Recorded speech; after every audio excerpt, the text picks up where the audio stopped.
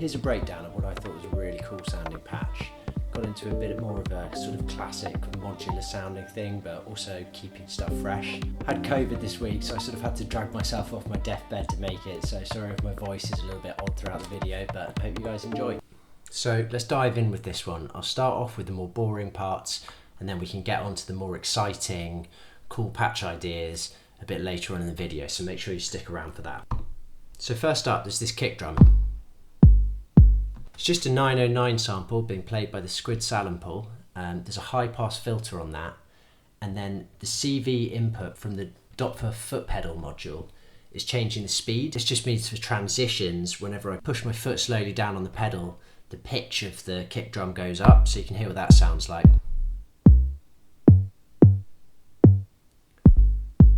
That's just a way of creating a little bit more interest within the patch. So next up, there's this sort of rim shot sound. That's just a wave folded sound coming out of a similar Ceteris alter with a really quick decay time, a little bit of noise. It sounds very weak on its own, but it's designed that way. And the reason is because when you listen to what Fracture is doing,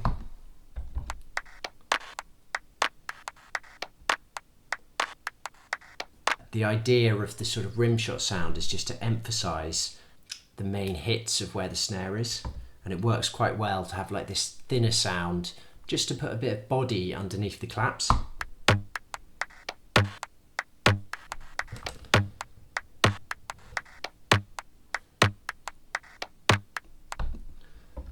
So with Fracture, I'm using both the tick and the trigger input. So the tick input does a single clap and the trigger input does a big burst of claps, and then the reverb receives an occasional gate from Pams just to sort of take the space up to the max, but only for a very short space of time. Let's listen to that again just so you can hear the reverb.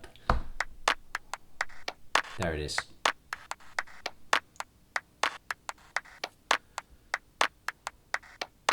So at this point I really had the sort of bones of the beat.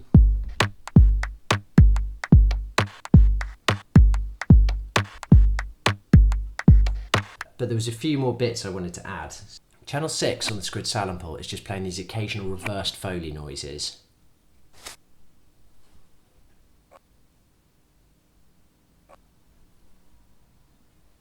And that's just for a little bit of ear candy, a little bit of extra interest. The Foley noise that plays changes every time you hear it, but it's always in the same place, and it's just to create a bit more interest and a bit more movement in the beat. So then I've got this sort of analog voice made by Buchla dual oscillator. I'm using both channels on that. They're going into warps, which is just being used basically as a mixer to combine those, and then into one of the channels of the LXD, which is just used as a low pass gate. So here's all the parts we've got so far.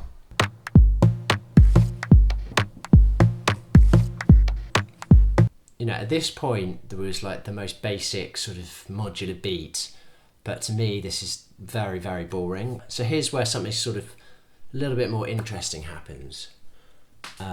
This is the first time I've sort of got along with Plaits for quite a while. You know, I normally just find it sounds a bit sterile, but I found a way around that by pairing it up with the Moog Mother 32. So Plaits, every 16th note is receiving a random stepped input from Pams going into its model. So every 16th note, the sound totally changes. Here's what that sounds like when you just listen to it on its own.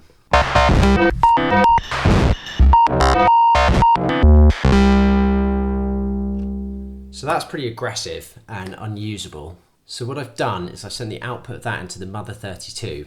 I'm just using the Mother 32 and an envelope within the Mother 32 to trigger the VCA and VCF, which affects this sound coming from Plaits. I'm applying basically a very small, snappy envelope to the VCA and the VCF to give us little bursts and tiny cuts of the noise coming out of Plaits.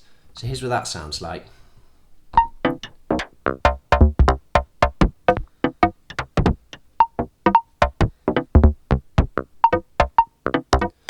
So it's about taking this sort of like untamable wild noise and just really cutting it down into something usable.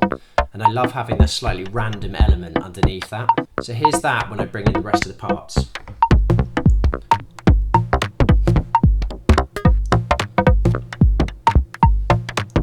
So next up, there was just a little sort of dinging noise coming from a Chemy's Tycho.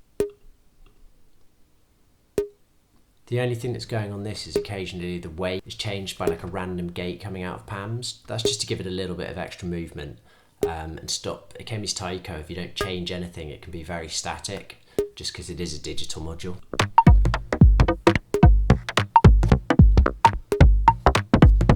So underneath that, I sort of took this piano sample.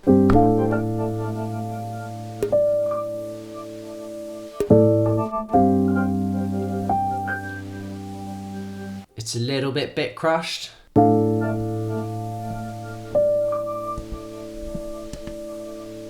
Sometimes I hit the reverse on that.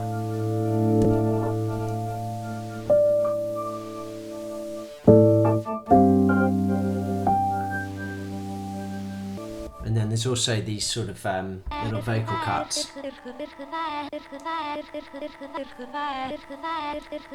And that just sort of gives you enough to sort of start creating sections within this track, you know?